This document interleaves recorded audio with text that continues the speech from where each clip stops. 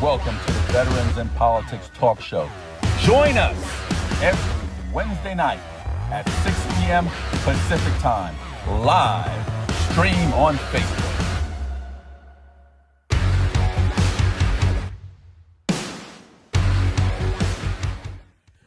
Welcome to the Joint Veterans Endorsement Interviews for Non-Judicial Candidates.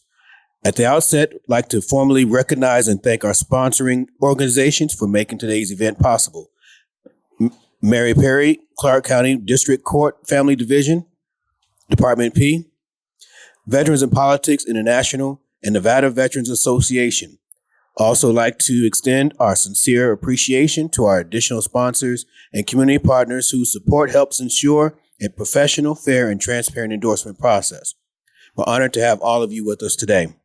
Before we get into interviews, I'd like to just set the rules and the format. First, you'll be given an opportunity to introduce yourself. Just tell us your name and what office you're running for, and explain why is it that you have chosen to run for office. Second, first, each panel will provide an introduction of themselves and state their names and the organization that they represent. Then we'll give you an opportunity to introduce yourselves. After that, we'll be given questions. Please propose all your answers to the candidate. Make sure you look at the camera because you're talking to our audience as well. You'll be given 1 minute and 30 seconds to answer each question. At the 30-second mark, when you have 30 seconds left, you'll be shown a yellow card. When the time is up, you'll be given a blue card. So we'll go ahead and go to Mr. Fortune. You want to pay attention? Introduce yourself. Good afternoon. I'm Stephen Fortune, and I'm with Veterans in Politics. My name is John Brookhagen. I'm representing Veterans in Politics. Tim Ross, representing Nevada Veterans Association. Frank Friends, Veterans in Politics, Family Court Observer. Martin Walker, Nevada Veterans Association. You can be a little bit more elaborate with your introduction. Awesome. I'm Drew Teitelbaum. I'm running for Assembly District 2, which is most of Summerlin. So it's everything south of Summerlin Parkway and everything north of Santa Ana Ridges and most things west of Wallapai and the southern part. It's west of Fort Apache as well. It moves over there a little bit. Thank you. Are you ready? Yes. Thank you for coming today, first of all. I'm a little disappointed you're the only one to show up, but it does mean a lot that you did come here. Yeah, thanks for having me. I'm just going to touch on here, as I did previously here, with the AB1-AB50, because I see, Andrew, that you're with your small business with the rights, also ranchers and farmers, here throughout the state. And with the ranches, with the farmers, you're talking about like with whether it's farming, with agriculture, ranches with the cattle. And what's the common denominator? It's going to be the water issue, water rights for them.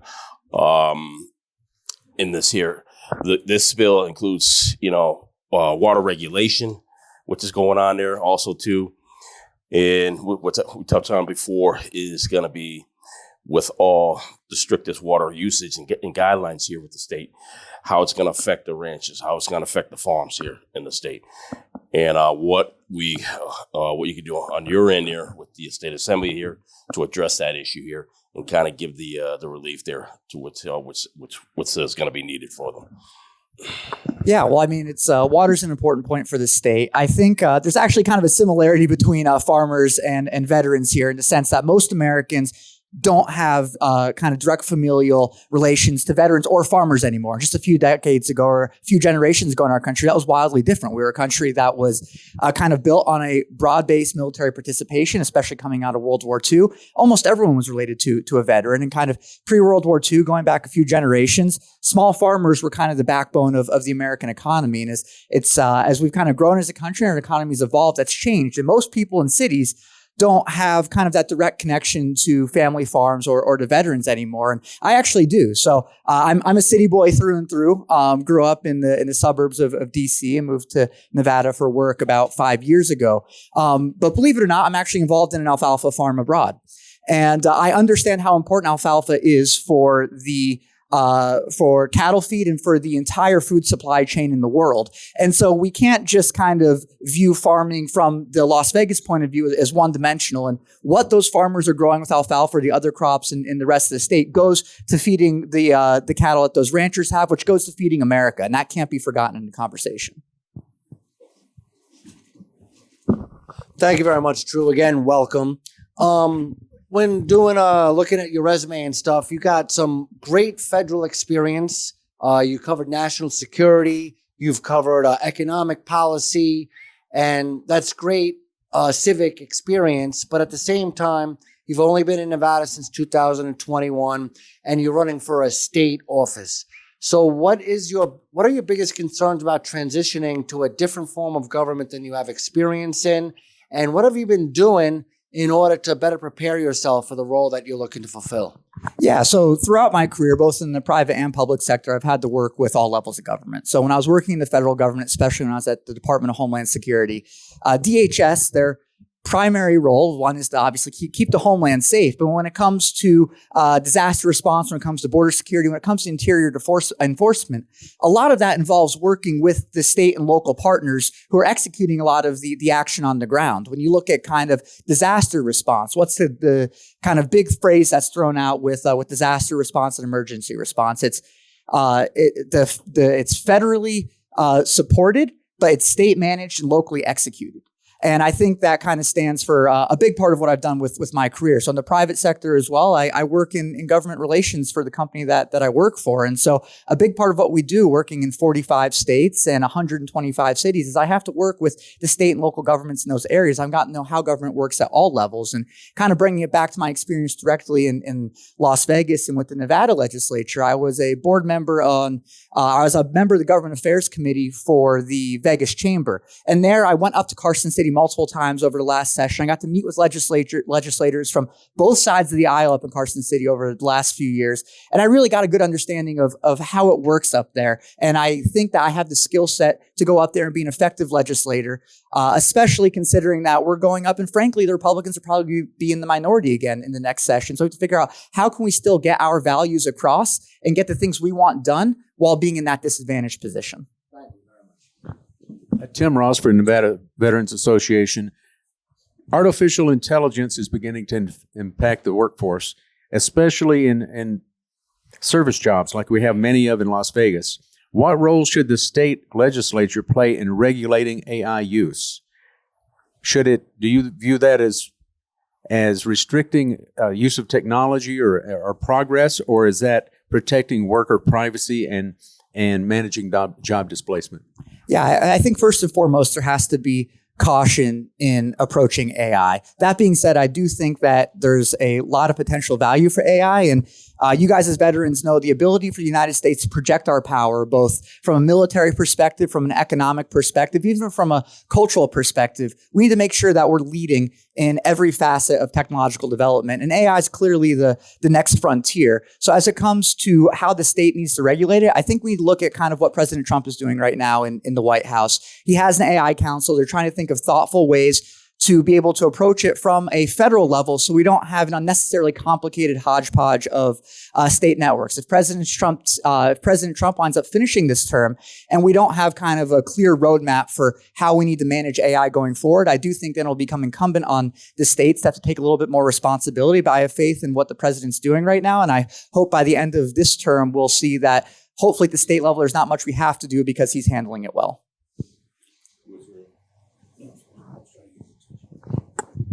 Frank Friends, Veterans of Politics, Family Court Observer. Nevada has the death penalty, and we have criminals committing crime literally on camera. You got the Lee's Discount shooting, you got the Home Depot shooting, you got the guy doing 120 down Cheyenne, killing people. We haven't executed anybody since the 70s, and we've spent over $6.8 million on the new facility, and on average, it's $1.2 million to continuously house these people. Would you be for an express lane directly to the front of the line for people who are on camera doing the crime?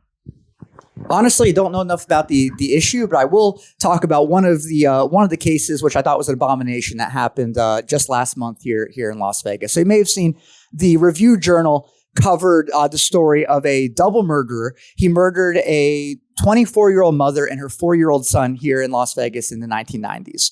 He was given the death penalty. However, because of laws, I have nothing to do with the state of Nevada, the Supreme Court overturned some rules, which took away his death penalty because he was a minor when he committed the crime. And that's not anything that we can control from the state level. That was the federal Supreme Court. But what happened after that in the state is a travesty. What happened after that is he was resentenced in 2020 during COVID to a 70-year sentence. The judge and the prosecutors made it very clear in that resentencing. He was supposed to have a 30-year sentence followed by a 40-year sentence. He would have been in prison for 70 years. He just got out of prison a few weeks ago. We're not 70 years past the 1990s when he murdered that mother, when he murdered that child in very, very, very, very brutal fashion, unfortunately. And I think one of the abhorrent things about this situation is the family of the victims didn't know he was being released until the Review Journal reached out to tell him.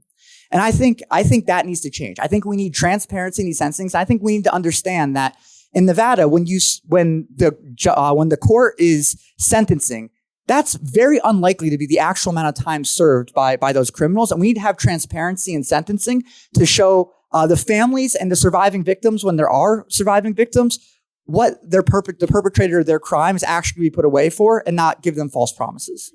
That's great. But my question is, would you be for an express to the front of the line death penalty for people who are caught on camera murdering innocent people? Yeah, no, I told you at the start of the question. I don't know enough about the issue, frankly. Okay. John Brookhagen, representing veterans in politics, and keeping it on crime.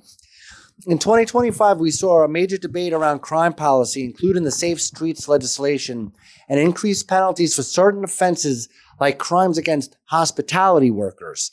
At the same time, there are broader questions about how we approach public safety, whether that means tougher penalties, stronger enforcement, or better coordination with federal agencies, especially in a state like Nevada where tourism and illegal immigration play a major role. There's also the question of consistency, where some policies create enhanced penalties based on a victim's occupation or identity, while others argue that crime should be treated uniformly. An assault is an assault. So my question is, what approach would you take to reduce crime in Nevada in terms of penalties, enforcement, and interagency cooperation? And do you believe that the law should treat crimes differently based on who the victim is, or applied equally across the board while ensuring both residents and visitors feel safe? Yeah, I think it needs to be applied equally. Absolutely. I think kind of one of the middle parts of the crux of your original question is what I want to dive into. And that's the enforcement. We don't have equal enforcement in this state. I actually do think for a lot of the crimes that you were just referring to, the remedies that we have on the books for those crimes are sufficient. The problem is we're not actually following through on that, whether it is plea deals that are being taken early, whether it's a decision by the prosecutors, by district attorneys to go for a lesser charge as they're kind of working their way through the criminal process. I think that's where we give too much potential discretion to the folks that have to carry out our system of justice. And so the letter of the law, I think, as written, we're actually okay on in many cases. It's just not actually followed through on when push comes to shove. And then just to elaborate regarding cooperation and coordination with the federal government, talking about quote-unquote sanctuary cities, or talking about the difference between picking up an illegal immigrant criminal from jails as opposed to churches and schools.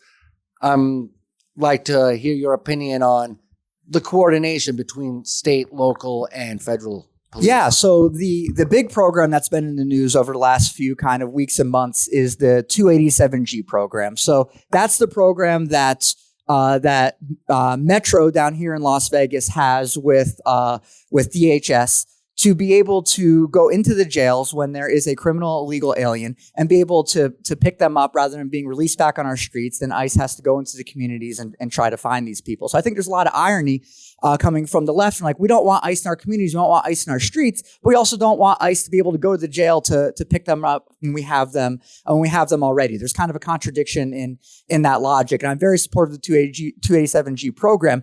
The caveat there is the ACLU of Nevada had a lawsuit that was dismissed a few weeks ago trying to throw out the 287G agreement between the county and DHS. It was thrown out in a technicality. That lawsuit can come back. And I think we need to, from the state legislature, we need to make sure our laws are more certain to guarantee that Sheriff McMahill can enter into that program and there's no ambiguity. The courts can throw it out. Next question here falls on with land management and conservation.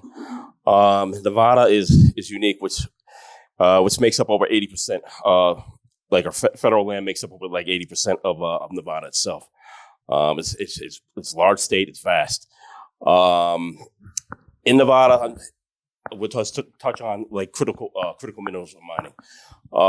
In Nevada, the Assembly Committee on Natural Resources is directly responsible for the mining policy, including critical minerals and essentials for defense and energy.